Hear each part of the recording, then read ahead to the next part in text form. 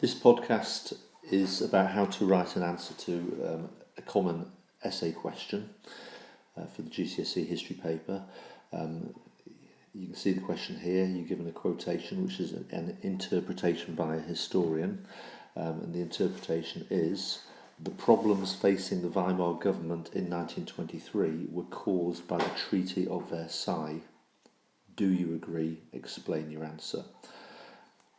As you can see, it is a 16-mark question, which therefore would require 1.5 minutes per mark, round about 25 minutes to answer that question. So clearly we're aiming to write a good 2 to 3 sides. It would need to be paragraphed, obviously.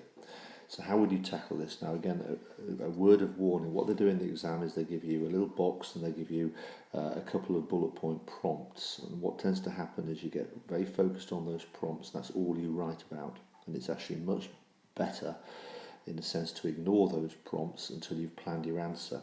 Plan your answer from the question. So what I'm going to do is just demonstrate here how you would do that. Now basically the quotation, you can see that there are 2 parts to the answer, 2 main parts. What most candidates will do is they'll see the words Treaty of Versailles and think, right, the question is about the Treaty of Versailles. Actually, the question is about the problems facing the Weimar government in 1923. So the first part of the answer is really about the problems. So if I just jot down the word problems. Now, straight away, useful tip for you here is you should think to yourself, well, there were actually 2 types of problems. There were the problems which were political, and then there were the problems which were economic or other problems, we could say. So problems, other types of problems, which in this particular instance are mainly economic. So straight away you're starting to come up with a structure to your answer. So if we just sort of like identify those as the areas. Now the second part of the question is it presents to you a proposition that those problems were caused by the Treaty of Versailles. So what you can immediately then do is you can say, right, well, there is an argument that the Treaty of Versailles, yes, did cause the problems. Okay, so it's yes. And then you can say the Treaty of Versailles, no, did not cause the problems. There were other factors that caused those problems. And so straight away what you're doing there is you're saying, well, here I've got a 4-paragraph approach to my answer, or 4 building blocks. So what you could do is you say, well, there were political problems here. That will be your first building block, and in which those political problems were caused by the Treaty of Versailles.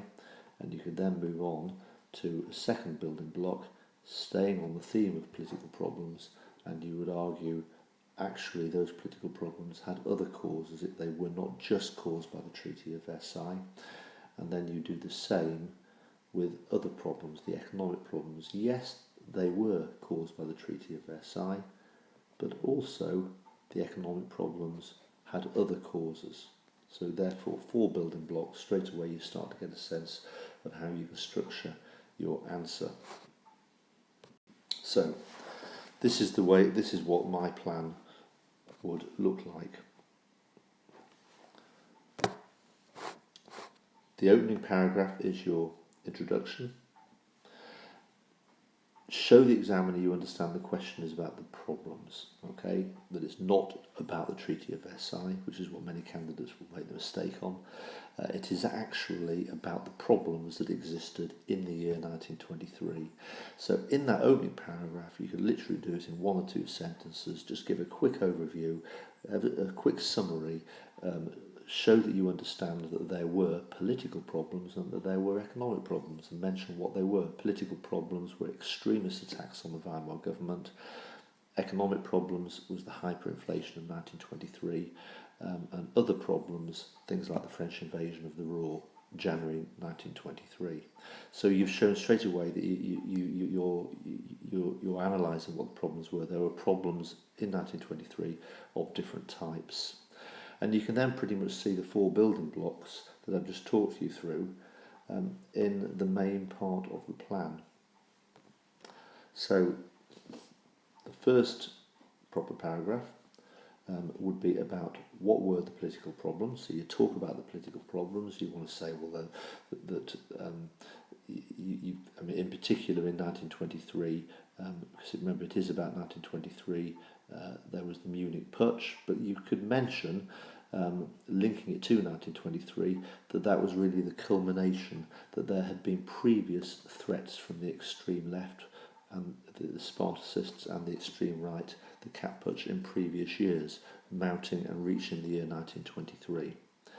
You then, in the next paragraph, say, well, yes, those political problems were caused by the Treaty of Versailles. So they were caused, so you're linking it to the question, because many Germans blame the problems resulting from the treaty on the new Republican government in Berlin, the type of information you'd use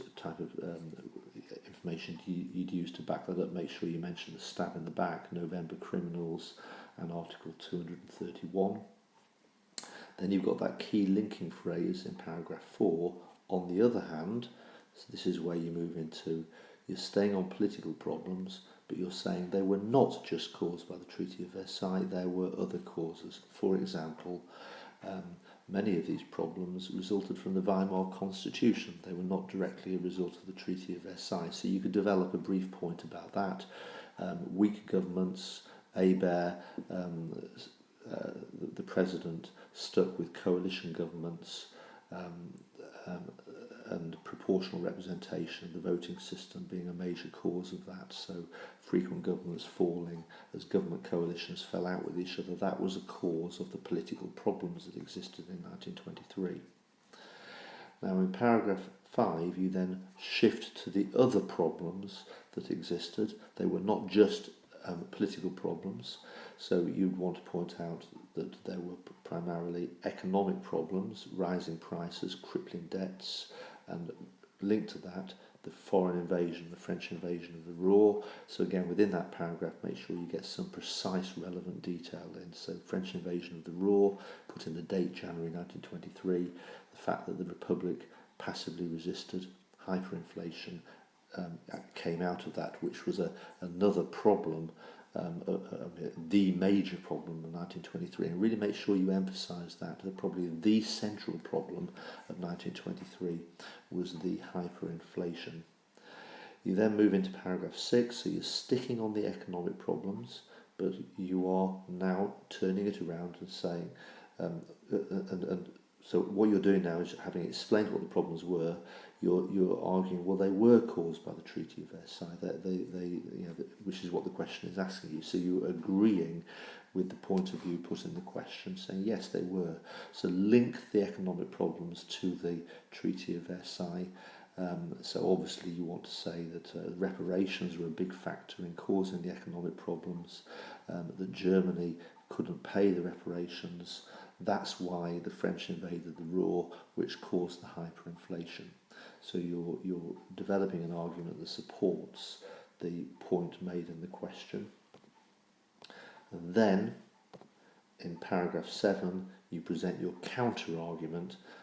The economic problems were not just caused by the Treaty of Versailles. So you could make, for example, a point that Germany was heavily in debt even before the Treaty of Versailles. So you're sort of arguing that even if there hadn't been the Treaty of Versailles that imposed these reparation payments on Germany, Germany economically would still have had problems. There may still have been a hyperinflation. We don't know for certain. That could have been a factor. And also make the point that when the French invaded the Ruhr, that actually increased the popularity of the German government because it called for passive resistance. So in that sense, you could argue against the Treaty of Versailles. The Treaty of Versailles didn't necessarily make the government unpopular. And so pull it all together in your conclusion. Make the point that before the Treaty of Versailles was signed, in the first 6 months After the war ended in 1918, remember the Treaty of Versailles wasn't signed until the summer of 1919, the Republic was actually very popular. 75% of Germans were in support of the Republic. Now, then the Treaty of Versailles was signed, and from that point on, the Republic became very, very unpopular. And it certainly was a big factor in why the Weimar government was unpopular in 1923, for the reasons you've just outlined, but also for the reasons you just outlined. There were other factors that made the Republic unpopular as well, for example, the Weimar Constitution. So it was not the only factor, there were other factors. That's the point you want to make in your conclusion. So there's a model plan to an essay question that you'd be required to write for 25 minutes on.